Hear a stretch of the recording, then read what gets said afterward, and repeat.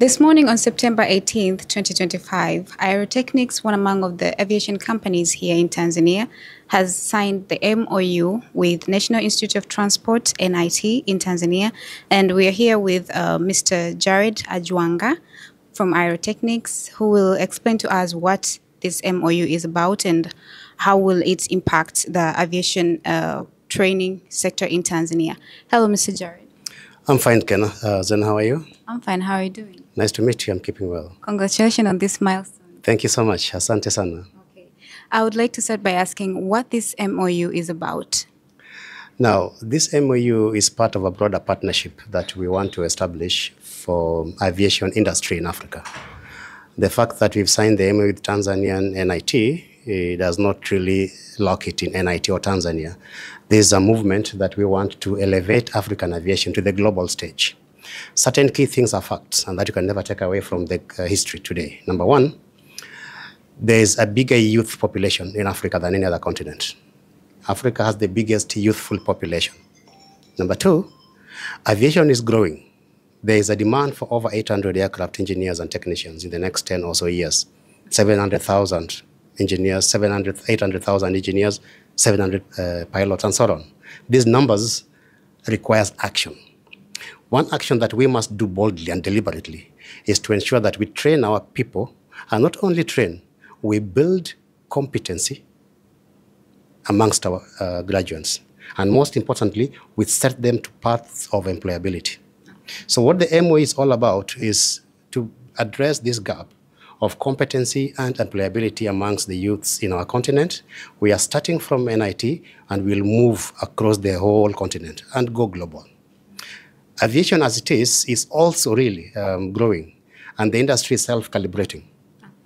In the next 5 to 10 years, it won't be a secret where people need to go when they need perhaps quality training in engineering, or where they need to go when you need to get pilot training. Now, those realities means as an organization or an institution, NIT and any other institution must set themselves to in a path of success. So they must position themselves to be ready to be on the right path of success when calibration happens, that they remain the premier or the aviation center of choice for any training organization. Okay. So what impact exactly are you aiming to attain through this partnership? So it's three-phased. There's the impact to the students, the impact to the organization, and of course the larger national interest.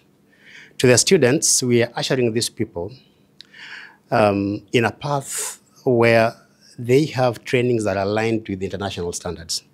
Number two, we are going to build on their technical experience, because this is what matters when you go for any job opportunity. And number three, we want to open for them pathways that will enable them to have access to opportunities globally with global airlines and, which again, most importantly, global manufacturers. There are those who are called OEMs in the industry. OEMs are the original equipment manufacturers. When you see one aeroplane, there are so many manufacturers that are put it together. We want our people to go work in this manufacturing plant because we are the youthful people. We have the numbers. We have the people to train. So we want to see a path where our students can gradually go through to ensure that they fill places in these OEMs. And most importantly, we want the graduates, when they leave here, they not only leave with the certificates. We want when they leave here, over and above that certificate he or she has, there's competency built in the person. There's confidence built in the person. And there's a clear path of what or where he wants to go. Yeah. So that is for the students. For the instructors in NIT, and of course the other institutions that we're going to work with, we are looking at how, one, we're going to modernize the curriculum. Two, how we will empower these instructors to deliver these high-quality trainings. And three, we want to have a pathway also for the institutions to collaborate with these manufacturers so that there's a clear path between the institutions and the existing manufacturers and OEMs globally. To the nation, there is the need to align with the demands. One, youth employment, growing the technology amongst our people. If we do what we're doing today and we get a number of our people to institutions or to places where they employment created for them. That is service to the nation. At the end of it all, we are positioning this institution, and of course the nation Tanzania, in the path for leadership in the global aviation, and most importantly, within our continent. So it's a work in progress, and the benefit cuts across the three sectors that I've mentioned. Okay. Thank you. Now, since EASA Part 66 B1 B2 should be delivered under the Part 147 organization, are you planning to establish one in Tanzania, and what's your strategies on this? Good question. Now, EASA has a number of paths that one or an institution would follow to get these trainings. Number one, we must demystify what EASA is so that we get to know that EASA gives you the opportunity to be able to fit in global aviation organizations, but it does not take away the need for you to have your local authority license. For Tanzanians, EASA does not take away the need for you to have your TCA license. So we must, first of all, build local capacity. Okay. So things that will help us, or actions that will help us walk this path. Number one, we need to have our institutions aligned with the requirements for EASA facility, which NIT, I'm happy, is already way ahead of what is required in terms of facility. Now, to deliver these courses, you could either go the approved training way, where an organization becomes 147 to deliver trainings under its own MTOE. Or you can partner with existing organizations that already have this 147 approval, and they list you in their MTOE so that you be a center that they can use to deliver their examinations. Today, NIT already has that with other organizations. What we're bringing in on board is addition to that. We are bringing in on board the engineering made in Germany. We are bringing in on board the connections that come with quality. We are bringing on board competency that comes with this kind of trainings. So in addition to what the organization has, I believe the chance that it has today is to really get as much as possible organizations to come, accredit it. In that way, the institution is growing its footpaths globally. We're going to have NIT being counted as an organization that is delivering trainings from a German Part 147. Okay. So what differentiates you as Aerotechnics from other organizations providing the same service of training? Our approach is built on industry and experience.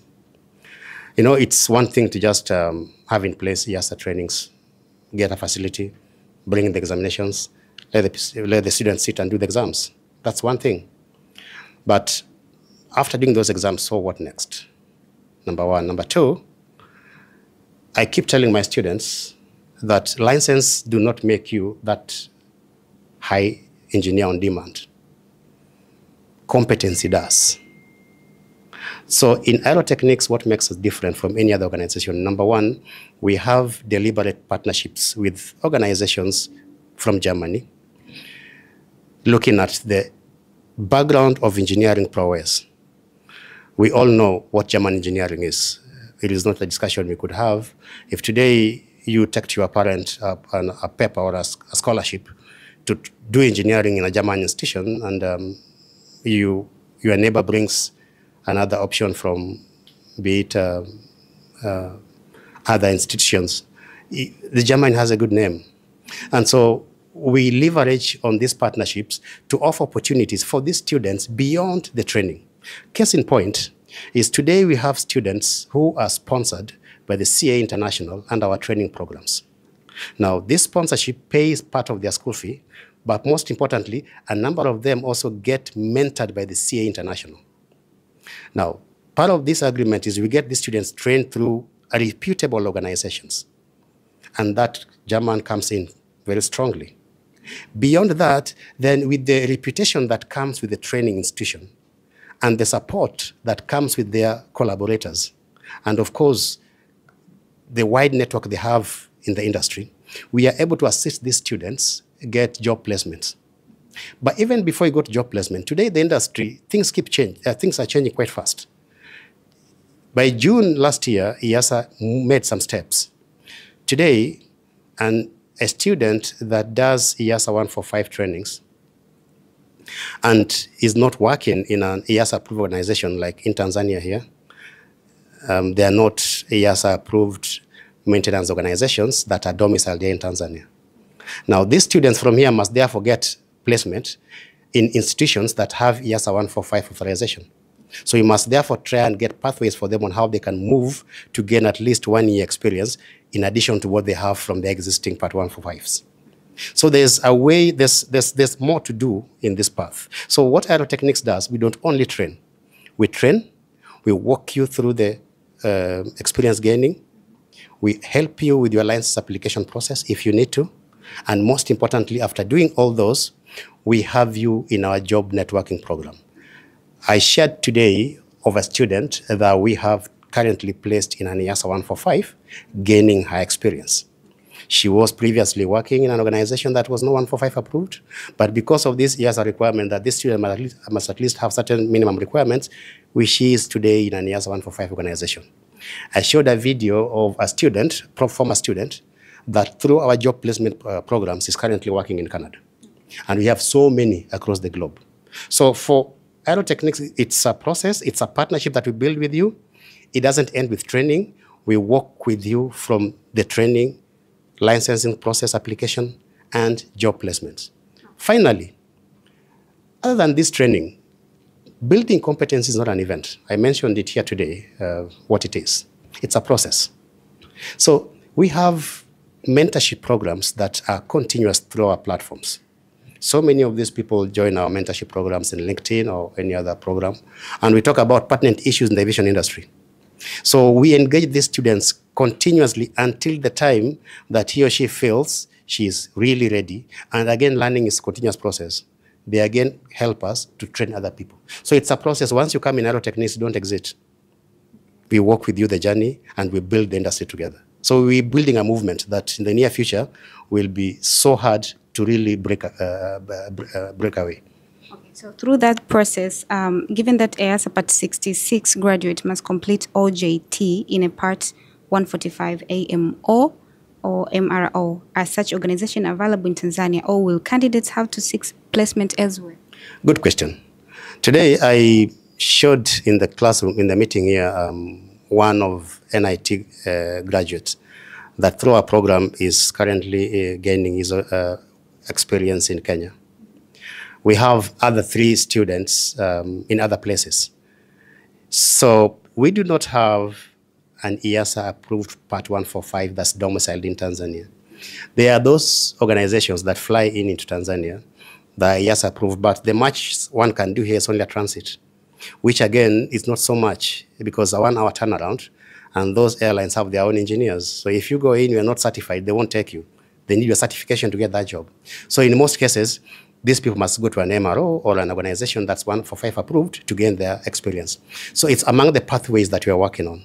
We speaking to organizations across the region to absorb these students. As I've mentioned to you, some are already in those places. And so that is that's what we do to comply with that EASA requirement for at least 1 year experience under an EASA approved organization. Thank you so much, Mr. Jared, for your valuable insight. Thank you so much. I appreciate your time.